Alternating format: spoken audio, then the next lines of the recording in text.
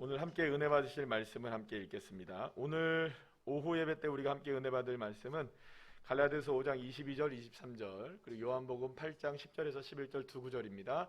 우리 다 같이 함께 한 목소리로 합독하시겠습니다. 오직 성령의 열매는 사랑과 희락과 화평과 오래 참음과 자비와 양성과 충성과 온유와 절제니 이 같은 것을 금지할 법이 없느니라. 요한복음 8장입니다.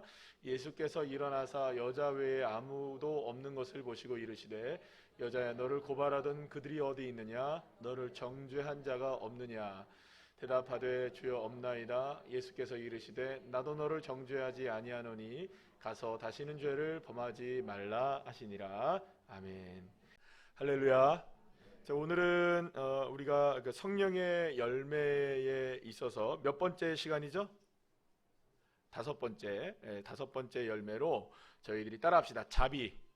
자비에 대한 내용을 함께 나누겠는데요. 제목을 이렇게 정해봤어요. 다 같이 시작. 자비의 기적, 이런 제목으로 함께 은혜를 나누겠습니다. 이 자비라는 말의 뜻은 어떤 의미를 갖고 있냐면 깊이 동정하며 불쌍히 여긴다라는 뜻을 가지고 있어요. 깊이 동정하며 불쌍히 여긴다.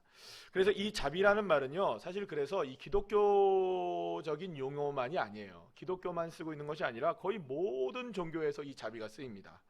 그래서 제가 설교를 준비하면서 자비라는 단어를 검색을 해봤더니 오히려 기독교보다는 불교라든지 다른 여러 기타 다른 종교들에서 이야기하고 있는 자비에 대한 설명들이 쭉 먼저 그 자리를 차지하고 있는 것을 보게 되었어요. 그만큼 이 자비라는 말은 굉장히 일반적인 것이에요. 일반적으로 쓰여지는 이야기들이에요. 그래서 특히 이제 이 자비라는 것이 일반적으로 쓰일 때 어떤 의미를 갖냐면 크고 넓은 마음이라는 의미를 갖고 있어요. 그러니까 내가 어떤 상황보다 크고 넓으면 그걸 다 이해하는 겁니다. 그렇게 되는 거겠죠. 예를 들어서 어떤 문제가 있다. 문제보다 내 마음이 크면 어떨까요? 그 문제를 덮는 거죠. 그렇게 되는 거예요. 자비도 마찬가지입니다. 자비라는 마음이 그러니까 용서라고도 할 수 있고 사랑이라고도 할 수 있고 여러 측면으로 함께 이게 전가되는 말이라고 볼 수가 있는데요. 그래서 사실은 이 자비에 관해서는 거의 모든 종교가 그 중요성을 굉장히 높이면서 이야기하고 있어요. 자비는 굉장히 중요하다. 그러니까 그만큼 자비가 중요한 것이기도 하고 또 다른 한편으로 우리가 생각해보면 이렇습니다. 자비가 중요하니까 각 종교마다 다 자비에 대한 얘기를 하겠죠? 그러면 여러분 한번 생각해보세요. 자비가 잘 이루어지면 많이 이야기할까요? 적게 이야기할까요? 자비가 잘 되면 적게 얘기할까요? 많이 얘기할까요? 적게 얘기하죠. 뭐 더 이상 얘기해봐야 너무나 자비롭게 살아가니까 그러면 더 이상 자비를 이야기할 게 없잖아요. 근데 모든 종교들에서 중요하게 자비를 이야기하고 있다는 것은 그만큼 자비가 잘 된다는 겁니까? 잘 안 된다는 겁니까? 잘 안 된다는 거예요. 그러니까 이상으로 남겨놓고 있는 것이 자비라는 거예요. 그러니까 자비는 우리의 힘으로 뭔가 이렇게 넓은 마음을 갖는다고 되는 것도 아니고 깊이 동정하고 불쌍히 여긴다는 그 마음이 그냥 생기는 것도 아니라는 거예요. 우리의 노력으로 이루어질 수 있는 일이 아니라는 거죠. 이 자비라는 개념 자체가 그런 겁니다. 그러니까 여러분, 자비는 만약에 저와 여러분이 자비를 행할 수 있다면, 자비의 열매를 맺을 수 있다면 그것은 무엇일까요? 그건 기적인 거예요. 왜냐하면 우리의 힘으로 잘 안 되는 거니까. 여러분, 우리의 힘으로 안 되는 것이 되어지면 그걸 뭐라고 얘기해요? 기적이라고 얘기해요. 여러분들 그렇잖아요. 우리가 기도했어요.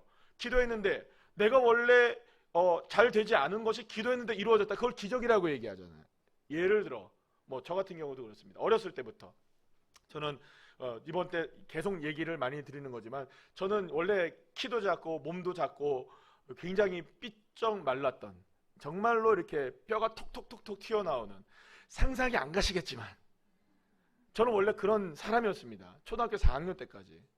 근데 아버지가 금식을 하시면서 기도했는데 그 금식의 은혜가 저한테 다 왔나 봐요. 아버지가 못 드신 음식이 저한테 다 왔나 봐요.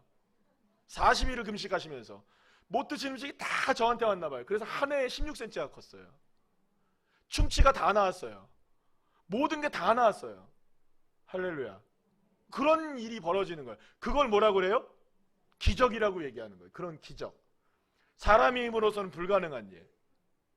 그런데 여러분, 그런 것만이 기적이 아니라 저와 여러분이 만약에 자비를 실천했다, 자비로운 삶을 살았다, 이게 쉽지 않은 일이 한 거예요. 그러면 그게 뭐라 그래요?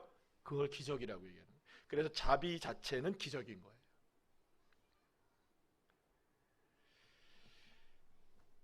특히 여러분, 누군가를 이해한다는 게 쉬울까요? 어려울까요? 네, 그건 쉽지 않은 일이에요. 넓은 마음을 가지고 친절하게 대한다. 그래서 자비의 마음을 품고 대한다. 이게 쉽지 않다는 거예요. 그러니까 좋은 사람, 따뜻한 사람, 친절한 사람에게 자비를 여러분들 갖는 것은 그나마 괜찮은 거예요. 나랑 친한 사람들한테는 자비를 얼마든지 베풀 수 있죠? 내가 좋아하는 사람들한테 자비를 베풀 수 있나요, 없나요? 그래요, 있어요. 그런데 내가 싫어하는 사람들, 악한 사람들, 죄인인 사람들, 잘못을 저지른 사람들, 그런 사람들한테 친절을 대하라, 자비롭게 대하라, 쉬울까요, 어려울까요? 그건 정말 어려운 일. 그러니까 자비가 어려운 거죠. 그런데 오히려 자비는요, 바로 이러한 경우에 드러나는 것이 자비로운 것이라고 볼 수가 있겠죠. 당연히 자비를 베풀 수 있는 사람에게 베푼다? 이건 자비가 아닌 거죠. 근데 자비를 베풀 수 없는 사람에게 베푸는 것이 자비인 것입니다. 그러니 여러분, 인간의 본성으로서는 이 자비의 삶을 실천하기가 어려운 거예요. 어쩌면 인간은 어디에 더 맞느냐? 여러분, 자비가 맞을까요? 복수가 맞을까요? 이게 뭐라니까 딱 맞아. 자비가 맞을까요? 복수가 더 가까울까요, 우리한테? 언젠간. 이게 맞죠? 언젠가는 내가 꺾고 말 거야. 언젠가는 부셔뜨리고 말 거야. 이런 거. 드라마에서 보면 전부 다 뭘 갈고 살아갑니까? 복수의 칼을 갈고 살아가잖아요. 그러니까 만약에 드라마가 되려면 복수의 칼을 갈아야 됩니다. 그죠? 근데 만약에 드라마가 시작했는데 처음부터 자비예요. 그러면 그 드라마 끕니다. 그죠? 재미없어요. 자비로운 건 재미없는 거예요. 복수가 재밌지. 그러니까 여러분들, 어쩌면은 인간의 본성 자체는 자비롭지 못하기 때문에 오히려 어울리는 것은 우리에게 복수가 훨씬 더 어울릴 수가 있어요. 그러니 자비의 열매를 맺는다? 이거 여러분 불가능한 일입니다. 근데 그 열매를 맺는다? 그러면 그건 기적인 것이죠. 그런데 성령의 충만함으로 인해 맺어지는 열매에 대해서 주님은 뭐라고 말씀하시느냐? 분명하게 자비가 맺어진다라고 말씀하시고 계시는 거예요. 그러니까 성령께서 저와 여러분에게 맺게 하시는 열매가 뭐냐? 이게 자비의 열매이다. 그러면 저와 여러분도 성령으로 충만하기만 하면, 할렐루야, 그러면 어떤 사람이 될 수 있다? 자비로운 사람이 될 수 있다는 거예요. 저와 여러분이 맺을 수 없는 자비의 열매까지도 맺을 수 있는 사람으로 우리를 인도해 주신다는 겁니다. 자비로운 사람이 될 수 없는 우리를 자비로운 열매를 맺을 수 있는 사람으로 바꿔주시고 성령께서 그렇게 해주시겠다는 거예요. 그러니까 그렇게 고치신다면 그것은 기적일 수밖에 없는 것이죠. 앞서 말씀드렸듯이 거의 모든 종교는 자비를 매우 중요한 덕목으로 보고 있고 자비의 삶을 가르칩니다. 하지만 이 자비를 깨닫는 곳은 다 어딘 줄 아세요, 여러분? 대부분? 다른 종교들은 다 자비를 어디서 깨닫는 줄 아세요? 산속에 들어가서 사람들과 분리되어서 해탈을 하는 겁니다. 그곳에서 경지에 이르는 거예요. 사람들을 안 만나고 바람 소리, 나무 움직이는 소리, 물 소리, 새 소리, 짐승의 소리 이런 것만 듣고 살다가 사람들과 다 끊어져 가지고 해탈의 경지 이렇게 하면서 이런 거 하면서 이제 그러면서 이제 거기서 딱 있으면은 해탈의 경지 되면서 자비로운 게 막 생기는 거예요. 그래서 내가 넓은 사람으로 해탈 자비 딱 된 거예요. 그런데 여러분, 아무리 산속에서 자비로운 삶을 내가 살겠노라고 깨닫고 얻게 되었다 할지라도 여러분, 산에서 내려와서 차 한번 몰아보시라고 하세요. 자비 깨질까요? 자비로울까요? 누군가가 한번 칼치기로 샹 들어와가지고, 욕 아닙니다. 샹이 샥 들어와가지고 슝 들어가지고 막 앞에 막 알짱알짱거리면 어떻게 될까요? 빵! 하면서 야! 이러죠. 자비 깨져버리는 거예요. 자비 깨져버리는 거예요. 어느 순간 자비는 사라지고 말아요. 왜냐하면요, 세상은요, 세상은 근본적으로 자비롭게 살아가도록 사람들을 내버려 두지 않기 때문이에요. 오늘 본문에 한 여인이 등장하죠. 가늠하다가 현장에서 잡혀온 여인이에요. 이 여인은 율법에 의하면 그 자리에서 돌을 맞아 죽어야 했던 상황이었습니다. 그런데 이 여인은 죽을 자리에서 살아납니다. 돌에 맞을 순간 예수님이 그를 살려주셨죠. 그런데 예수님이 살려주셨던 것은 예수님이 어떤 그 사람을 용서하시거나 이런 뭐 그런 게 아니라, 잘 보셔야 돼요. 여인들을 향해서 돌을 막 사람들이 치켜들었어요. 그러자 누구라도 이 여인을 향해 돌을 던지는 것은 문제가 되지 않은 그 순간에 예수님이 그들을 향해 뭐라고 말씀하시냐면, 너희 중에 죄 없는 자가 먼저 돌을 치라. 너희 중에 죄가 없다면 돌을 집어서 던져라. 그러자 돌을 든 사람들이 양심의 가책을 느껴서 돌을 내려놓고 그 자리를 떠나게 됩니다. 예수님께서 너희 중에 죄가 없는 자가 먼저 돌로 치라고 하신 이 말씀은 누구나 죄인이기에 그 누구라도 무엇을 구하는 사람이 되어야 한다. 자비를 구하는 인생이 되어야 한다. 우리들에게 정말 필요한 것은 무엇이다? 우리가 죄인이기 때문에 진짜 우리에게 필요한 게 뭐다? 자비가 필요하다. 그러면서 예수님은 이 여인에게 뭐라고 얘기하시냐면, 나도 너를 정죄하지 않는다. 가서 다시는 죄를 범하지 말아라 라고 예수님이 얘기하십니다. 여러분, 사랑하는 여러분, 죄인에게 필요한 것은 정죄가 아니라 자비였던 것이죠. 그리고 우리 모두는 다 죄인이기 때문에 정말로 필요한 것은 정죄가 아니라 우리에게도 필요한 것이 무엇일까요? 자비인 것입니다. 자비는 단순히 마음의 수련을 통해 얻어지는 좋은 성품 정도가 아니라, 자비는 무엇이냐? 내가 죄인임을 깨닫게 되었을 때에 갈망하게 되는 것이 자비인 것이에요. 죄인에게 베풀어지는 은혜가 자비인 것입니다. 그러니까 결국은 무엇을 깨달아야 되는 것일까요? 내가 죄인이라는 걸 깨닫지 않으면 자비가 내 삶에 필요하다는 것이 온전하게 느껴지지 못하는 거죠. 그래서 여러분, 자비로운 삶을 살아갈 수 있는 길은, 자비의 열매를 맺을 수 있는 길은 딱 한 가지인 거예요. 내가 죄인됨을 깨달을 때, 내가 죄인에서 구원을 받아야 한다고 믿어질 때, 죄가 온전히 예수 그리스도의 은혜만으로 덮어질 수 있음을 믿을 때에만 무엇이 생기게 되느냐? 자비의 열매가 맺혀지게 된다는 것이죠. 그렇기 때문에 여러분, 자비는 사람의 마음으로 덮을 수 있는 것이 아니에요. 왜냐하면 사람의 근본의 근성이 뭐니까? 다 죄인이니까. 우리가 아무리 넓은 마음을 가지고 있다 할지라도 우리 모두는 죄인인 것이에요. 죄 없는 사람이 돌을 치라, 없지 않다는 거예요. 다 죄인이라는 거예요. 누구도 정죄할 입장이 아니라는 것입니다. 여러분, 누가 누구를 정죄하겠습니까? 누가 누구를 뭐라 하겠습니까?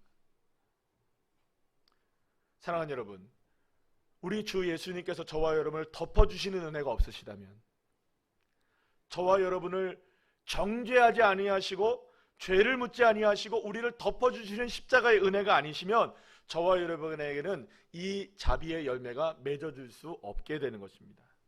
사랑하는 여러분, 만약에 저와 여러분에게 있어서 누군가를 미워하고 있다면 그 미움을 어떻게 우리가 극복해낼 수 있을까요?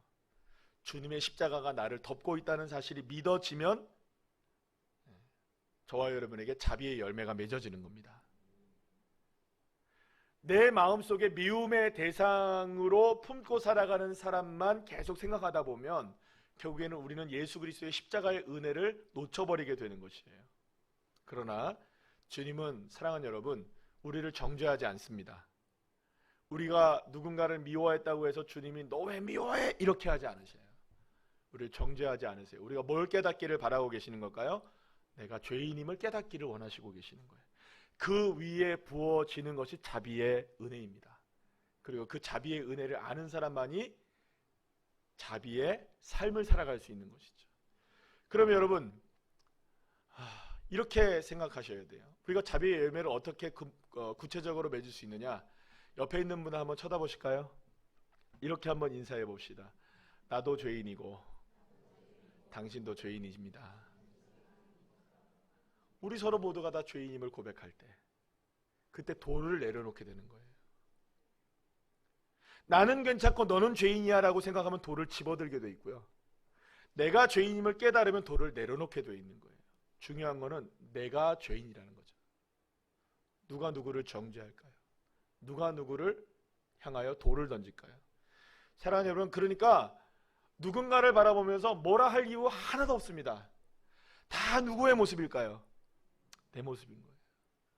저 사람이 저렇게 해서 내가 이해가 안 돼. 그게 내 모습인 거예요. 저 사람이 왜 저렇게 살지 나는 잘 모르겠어. 그게 내 모습인 거예요. 그러니 그 사람에게 돌 던지려고 손들지 마시고 다 깨닫는 겁니다. 누가 누구를 뭐라 하겠나. 내가 죄인인데, 내가 연약한 사람인데. 그럴 때 돌이 내려지는 자비가 베풀어지는 거죠. 무엇을 깨달을 때? 내가 죄인임을 깨달을 때.